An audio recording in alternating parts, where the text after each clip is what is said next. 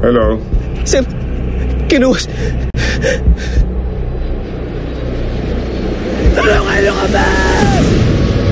You know, I don't think this is the Graceland that Paul Simon was excited about going to. Are you sure? Because I can't stop singing Paul Simon's song in my head every time I see this. No, Graceland. I'm glad it's only going on in your head, by the way. I mean, granted, Paul Simon's song dealt with a lot less of pedophilia and sex industry and organ. Oh, that's all in the subtext, man. Organ transplants. But Graceland, shithole Philippines, I'm going to Graceland. I feel like Cannibal Corpse should cover that song and just change up the lyrics to suit more of this movie's needs. Yeah. This is a 2012 thriller that is definitely playing up the sort of how much can you take. Man, it's messed up. I mean, it ain't doing the Philippines no favor at all. Let me tell you that right off the bat. It looks like it's hot and muggy and poor. And there's a good chance you're going to get kidnapped if you have so much as a digital watch on. I mean, if you're Gary Glitter, maybe you'd like this place, unless they kicked you out already, because he does get kicked out of a lot of places. But this. Our main protagonist here is a guy named Marlon. He's a poor guy. His wife is sick in the hospital. He has a little teenage daughter, and he works. He's the driver and the cato for a congressman. Who, as we introduce this congressman right off from the first scene, Marlon's waiting outside while he's in a sex shop having sex with some underage girl. Yeah, we already know he's a piece of shit. He's a piece of shit. Yeah, and even when he calls Marlon up, he's like, all right, well, don't let her drink anymore. Take her home. You got this, right? You used to do my dirty work. Yeah, Pedo Bear doesn't even approve of that, by the way. And we see Marlon's life. He lives in a tiny, shitty apartment. He prays every night. He's just trying to be a good guy, just do his job, take care of his family. And keep quiet with his dirty secrets that he knows about. Exactly. Even with that, I mean, like, he's such a good guy, seemingly. Like, when he drops the girl off, he tries to give money to, like, this girl's mother. Like, I'm sorry, it wasn't me, I swear. Yeah, she's like, get the fuck out of here. Yeah, which is the wrong thing to do ever. The best thing is, like, for a good man, is just drop and run. Just walk away. No, I just push her out of the car door while it's still going. Wasn't me. Don't know nothing, I don't see nothing. Well, we're already introduced to the seedy side of the Philippines and what we have to deal with. The Vegas side of the Philippines. Yes. Now, it doesn't help that Marlon's daughter is best friends with the congressman's daughter, who's a bit of a bad girl, and dropping him off at school. He goes about his business, and the congressman's like, hey, man, all my shit came out in the papers. This is your fault. You're fired. But I need my wife with about... Sorry, dude. Here's 3 months' salary, but get the fuck out. So finish your rounds and go. And he goes to pick up the guy's daughter. His daughter's dead. He's like, no, don't come along. All right, fine, whatever. And out of nowhere, the cops come, get in his car, shoot the congressman's daughter, pop him in the head, and says, hey, tell your boss that we got his daughter. Yeah. Of course, they have Marlon's daughter. Now, I gotta say, man, this setup right here, it had me almost in tears. Yeah. I was holy fucking shit. It was brutal. It was hardcore. Yeah. It was like a punch in the gut. Yeah. What an intense noir twist, because this guy is put in a position where he realizes that, like, he can't go and tell this congressman that his daughter is dead. Right. Like, he can't do that. Because otherwise congressman would be like, that's all right. Well, that's the end of the story as far as my relationship with getting your daughter back. So he's got to pretend that the congressman's daughter is alive and has been kidnapped. They kidnapped both of them. In order to try and manipulate the situation so he can save his own daughter, which for a guy we've already seen tries to be a good guy, is a moral complexity of an entirely new level. And just to turn the fire up a little bit more, the congressman has his own private police officer who's like, this story's fishy. I don't believe this for a second. This guy's in on it. Yeah. We need to just go ahead and bust him and torture him right now. Yeah. And if you have any kind of complaints about how the police treat you here in the United States, don't ever go to the Philippines, by the way. If we haven't made that clear to you yet in this review, don't go. That's especially you, Liam. Oh, no, don't worry. That's not high up on my list of vacation spots.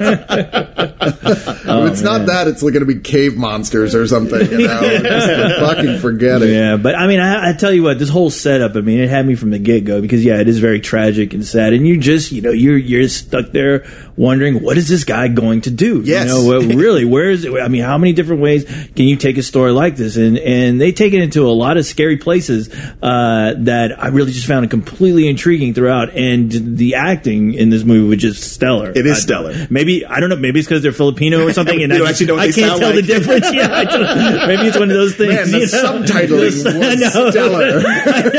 The subtitles played a trick on my mind. I don't get it. But man, I was really engaged throughout this whole story. And just wondering, like, what is this guy going to do? I was like, well, what would I do in this situation? I don't know. It really does put you in that, what would I do? And the stakes are so high. Oh, yeah. And you're like, your daughter's there. And every time you want to, like, please, I can't do this. Oh, you can't? Here, let me put it on the phone. Daddy, help me, please. Get me out of here. I think what's going to be, like, for some people is really going to be a big motivator for loving this movie. And other people, it's going to be where they draw the line. Like, okay, I can't go with you movie. Is that the film wants to keep making him have to make tougher moral decisions, to make decisions that are not the acts of a good man in order to save his own daughter. And it gets into some pretty creepy, nasty, dark places along the way with that. It does. As a matter of fact, there's a big twist in here. When I first saw it, I went, what? This is bullshit. But then I thought about it. I was like, oh, wait, no, it's not. Oh, I totally see. Okay. Yeah. Well, sorry. I see how that got set up. I just sort of missed that. But you're right. It does take you to a place where he's doing things where you're like, all right, I don't know that I could do that.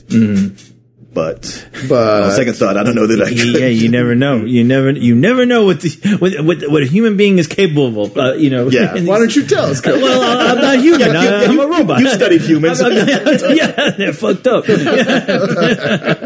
Oh, what's a robot? This is unfortunately one of those movies that we can't really talk about too much. No, you can't. Don't want to ruin There's so anything. many little things along the way that are surprises that there's absolutely no reason we should try and spoil them for you, because that's half the pleasure. Now, I will say about the twist, I wah-wah'd so loud in my own brain when the twist came that I still went back and went, well, I guess it makes sense, but I still had trouble recovering from it. I never fully pulled out of the tailspin it sent me. It's almost like it's one of these things where they almost like tell you, like, no, it's not that. And then they'll go like, well, yeah, it's that. It's like, wait a minute. Yeah. And you go like, I gotta really think back on this now. I mean, it ultimately it does work, but it technically works, but I felt like tonally it was a problem for me. Yeah. I was never able to really completely reconcile it with the way I felt about the film before it.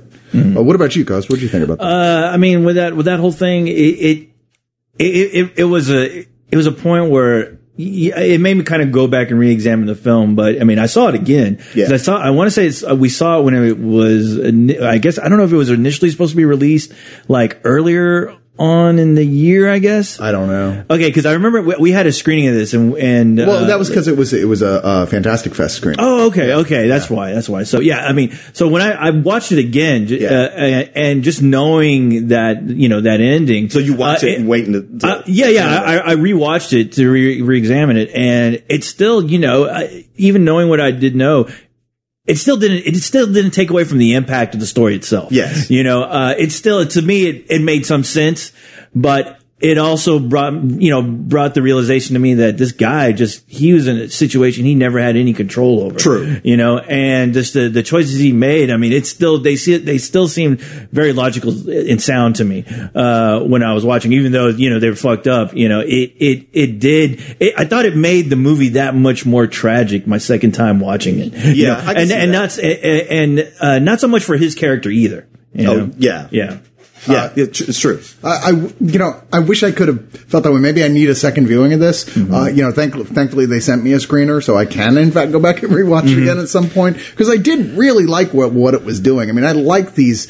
A lot of the things that have been coming out of like Asian countries right now are these like noir things that go so far down into the darkness that you barely can stand at points. And I love those. I mean, like the one, the one with the devil. What was it? Where the cop was getting revenge on the man who killed his daughter. Oh, I Saw the Devil. Yeah, I Saw the Devil. Was another one of those where you're like, it's a noir film, but holy shit, you're just like, I can barely take this. Yeah, these are movies. Get past the opening. Yeah, these are movies you like take a shower and you start scrubbing your skin down. You know, you're not dirty, but you do, and you still see dirt on your back. Yeah, you use one of those Karen Silkwood iron brushes that you use to get radiation off of your dirt skin. and blood all over the place. Yeah. But despite my problems towards the end with this, I did think it was a pretty good film. I don't think it's one of the great ones of this type of genre stuff coming now, but it is pretty darn good, and I give it a matinee.